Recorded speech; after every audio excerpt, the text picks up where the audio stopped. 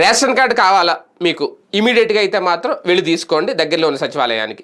ఇప్పుడు అన్ని smart ration కార్డులు ఇస్తున్నారు, అఫీషియల్గా ప్రకటించేశారు మంత్రి గారు. ఎందుకంటే ఇక్కడ అంతా కూడా ఇక ఏటీఎం కార్డు లాగా ఉండే ఒక స్మార్ట్ రేషన్ కార్డు, దాని మీద ఒక క్యూఆర్ కోడ్, ఆ ఇంటి యజమాని ఎవరైతే ఉంటారో వాళ్ళ పేరు మాత్రమే దాని మీద ఉంటుంది.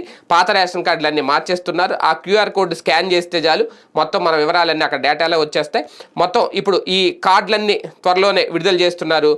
4 కోట్ల మందికి ఇప్పుడు స్మార్ట్ రేషన్ కార్డులు ఇవ్వబోతున్నారట, అఫీషియల్గా మంత్రి ప్రకటించారు.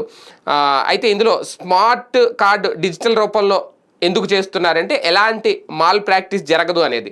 సదరు కార్డుదారులు ఉపయోగించి ఆ కార్డు ఉపయోగించి వాళ్ళు రేషన్ తీసుకున్నట్లుగా స్కాన్ చేస్తే తప్ప ఇంకా వేరే విధంగా రేషన్ ఇవ్వడం జరగదు. అలా డిజిటల్ సంతకంతో ఈ క్యూఆర్ కోడ్ స్కానింగ్ ఉంటుంది. అంతేకాదు రానున్న రోజుల్లో రేషన్ దుకాణాలు రూపురేఖలు కూడా మార్చాలని ఆలోచిస్తున్నారు.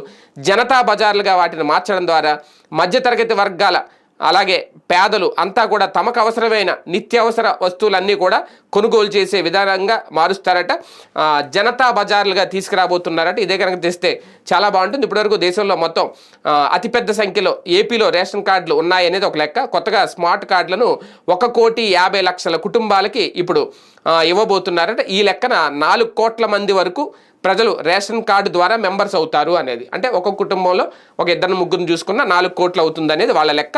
ఏది ఏమైనా ముందు ఇమీడియట్గా రేషన్ కార్డు కావాల్సిన వాళ్ళు ఆ స్మార్ట్ రేషన్ కార్డు అయితే తెచ్చుకోండి వెళ్ళి.